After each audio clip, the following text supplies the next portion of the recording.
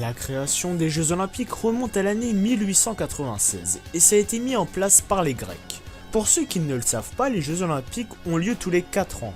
Les Jeux Olympiques d'hiver n'ont fait leur apparition qu'à partir de 1924. Là, on va s'intéresser aux disciplines olympiques disparues au fil du temps lors des Jeux Olympiques d'été. Le polo a été disputé aux Jeux Olympiques entre 1900 et 1924, puis en 1936 avant de disparaître du programme olympique. Les Anglais ont dominé la discipline lors des 3 premières éditions. En 1904, ils étaient même les seuls à se présenter au concours. Entre 1924 et 1936, ce sont les Argentins qui ont décroché l'or olympique. Pour leur deuxième sacre, ils se sont offert le luxe de ridiculiser les Anglais 11-0 en finale devant près de 45 000 spectateurs. Cette épreuve d'athlétisme qui existait du temps des Jeux de l'Antiquité a figuré au programme de 1920 à 1900. 2 équipes de 8 joueurs se faisaient face. Le but, c'était de faire avancer les adversaires de plus de 2 mètres en moins de 5 minutes. Au-delà de ce délai, et si personne n'avait pris le dessus, le gagnant est celui qui avait réussi à gagner le plus de terrain. Ce n'étaient pas des équipes nationales, mais des clubs qui concouraient. Ainsi, la première édition a été remportée par une formation composée de Suédois ainsi que de Danois. Le saut sans élan figura au programme des Jeux de 1900 jusqu'à 1912. Il était divisé en 3 épreuves, hauteur, longueur et triple saut. Ce dernier fit partie des Jeux Olympiques de 1900 seulement. Ces 3 disciplines furent dominées évidemment par les Américains. Le principe de cette discipline diffère de celui de toutes les compétitions, c'est-à-dire être le plus lent possible. En effet, il fallait nager sous l'eau le plus loin et le plus lentement possible. Les nageurs obtenaient 2 points par mètre nagé et 1 point par seconde passée sous l'eau. Cette épreuve a figuré aux Jeux Olympiques de 1900 et a été remportée par un Français, Charles de Vandeville.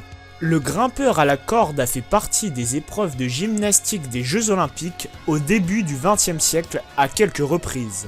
Les participants débutaient assis et devaient grimper une corde le plus rapidement possible en s'aidant simplement des bras ainsi que des mains.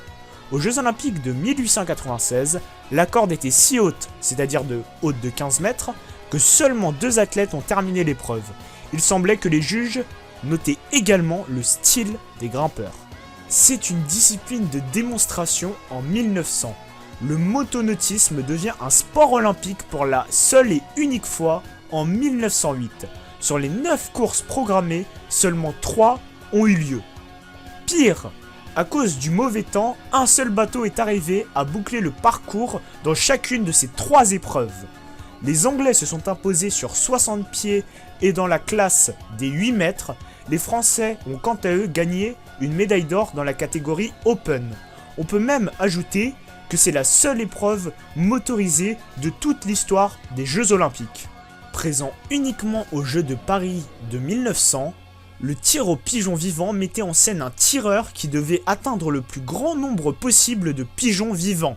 La discipline fut par la suite remplacée par le tir au pigeon d'argile.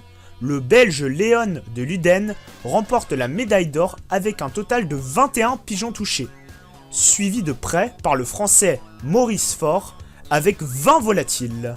Vous ne vous en doutiez sûrement pas, mais le golf n'était sport olympique qu'en 1900 et 1904.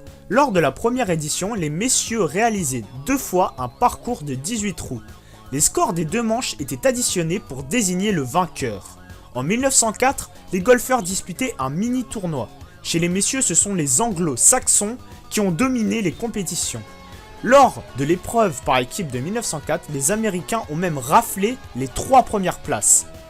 Et le golf fera son grand retour dans le programme olympique en 2016 à l'occasion des Jeux Olympiques de Rio.